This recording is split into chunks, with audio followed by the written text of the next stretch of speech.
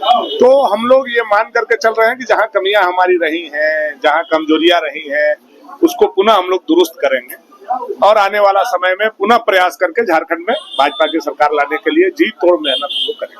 भानु जी, जो मुद्दे उठाए गए थे, क्या लगता है वो मुद्दे सटीक नहीं हो पाए क्या? नहीं, देखिए, कोई भी पार्टी कोई भी मुद्दा लेकर के आती है तो ऐसा नहीं है कि वो बिना जांचे परखे लेकर के आती है।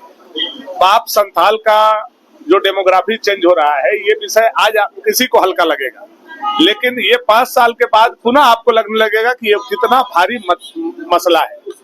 इस मसला को आप कवर करके अगर रख रहे हैं तो आप बांग्लादेश के तरह धू धू करके चल रहा झारखंड को और जलाने के फिराक में। इसलिए हमारा मुद्दा वाजिब था। ये बात अलग है कि हम अपने मुद्दा से जनता को कन्विंस नहीं कर सके।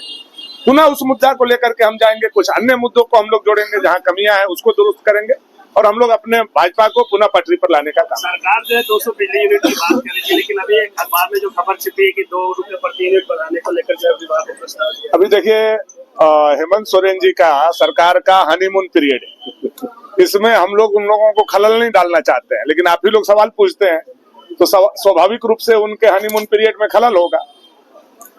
3200 रुपए धान खरीदेंगे और 2400 रुपए धान खरीदने की बात कर रहे हैं। बिजली 200 यूनिट मुफ्त करेंगे और बिजली का रेट आप बढ़ा रहे हैं। तो ये जो मैया समान योजना में कोई कंडीशन नहीं लगाएंगे, विदाउट कंडीशन हम लोग मैया समान योजना देंगे और जैसे ही सरकार बनती है आप कंडीशन लगाते हैं, ये कंडीशन होगा, ये कंडीशन होगा। इसका मतलब सरकार जो है अपने मुद्दों से यू टर्न ले रही है और जनता अपनी नंगी आंखों से देख रही है और आने वाला समय में उसका एनालिसिस करेगी और जैसे इनको प्यार से बैठाया है वैसे इनको हाथ पकड़ करके उतारेगी। फिर गट्टा बोलेंगे तो फिर आप लोग हमको FIR करवा दीजिएगा। हाथ पकड़ के आपके दोस्त इरफान अंसारी ने ट्वीट किया बुलडोजर को लेकर, बोले बुलडोजर हम नहीं चलाएंगे आपके। देखिए, इरफान अंसारी जी को बहुत बहुत शुभकामना, बधाई। वो मंत्री बने तो हमारी और शुभकामना बधाई उनके साथ रहेगी, लेकिन मुझे लगता है कि आलमगीर आलम साहब उनको मंत्री नहीं बनने देंगे।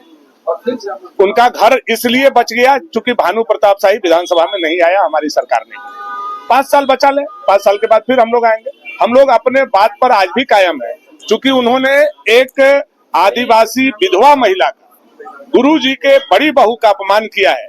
वो अपमान जीवन भर हम लोग नहीं भूलेंगे। महाराष्ट्र में एक है तो सेफ है का नारा चला, झारखंड में नहीं चला, इसका वजह क्या मानते हैं आप? पिछले बार से 9 लाख वोट भारतीय जनता पार्टी को अधिक आया।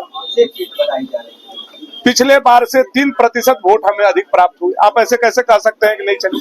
ये कहिए कि जो टुकड़ा टुकड़ा गैंग था उनका सब वोट एक जगह इकट्ठा एक मुश्त हुआ, जिसके चलते हम लोगों को पराजय का सामना करना पड़ा। ऑल ओवर जब आप एनालिसिस करेंगे तो आप पाएंगे कि भारतीय जनता पार्टी पर जनता का विश्वास बढ़ा है। हमारे कार्यकर्ताओं ने जी तोड़ करके मेहनत किया है और उस मेहनत का परिणाम है कि 9 लाख वोट हमें अधिक मिले हैं।